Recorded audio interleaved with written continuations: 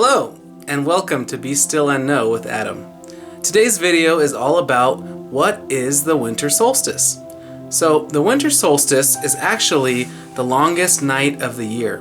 It usually happens around December 25th. This year it's actually on December 21st, 2019, and it's actually the day when there's the shortest amount of light hours of the day and the longest night. And it's been a time when in history people have celebrated it because it's a time when it's going to be the beginning of the deep winter.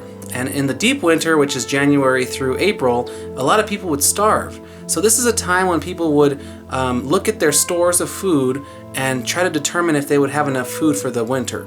It's also a time when a lot of people would celebrate and have some kind of celebration for the returning of the sun.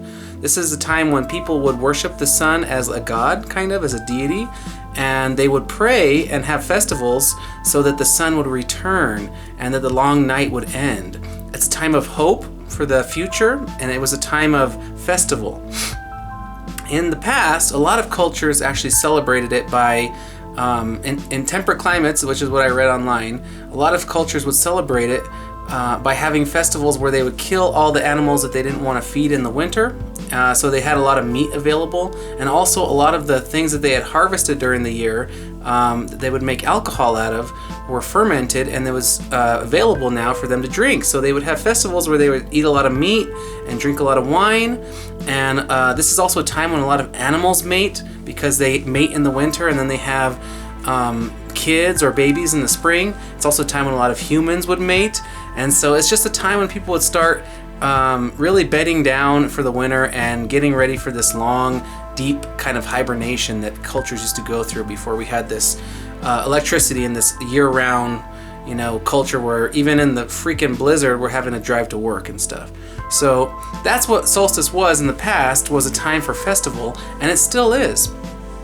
There's even a theory that the reason that Christmas is on December 25th is because we're still basically honoring the solstice. So in the Roman days, Emperor Aurelius actually adopted one of the Syrian deities, Sol Invictus, the sun god or the sun deity, as the Roman god. And so everybody in the whole Roman Empire started to have to worship Sol Invictus, which was the sun god that they would worship around solstice as having his rebirth. And then when Christianity came into the mix, people were all worshiping Sol Invictus on the solstice, and it was very hard. It's very hard when people have their own traditions to get them to change their traditions and their ways of thinking. So instead of trying to get them to stop celebrating solstice, they instead bent the truth a little bit and said that Christ was born on December 25th, but he actually wasn't. If you look in the Judaic texts and look at the months of when he probably was born, he's probably born sometime late summer, but not in the deep winter, not around solstice time. So there's actually a lot of people think that they moved the date of Christ's birth for those early Christians, and it just kind of stuck. And it's now one of those things of history where it's like, yeah, we know he wasn't really born around that time, but we still celebrate Christmas at that time because it's a tradition. But the ancient festival of solstice has actually been mixed in with that, and it's not really Jesus' birthday. Sorry, Christians. But it's also a time when we'll burn a Yule log, and it's a great time to kind of celebrate with family and really kind of give thanks for what you have, and have hope for the future, that one day the sun will come back and be reborn, that summer will come again, that we'll have longer days and shorter nights, and that things will be better in the future. So it's a time for cultures around the world to celebrate.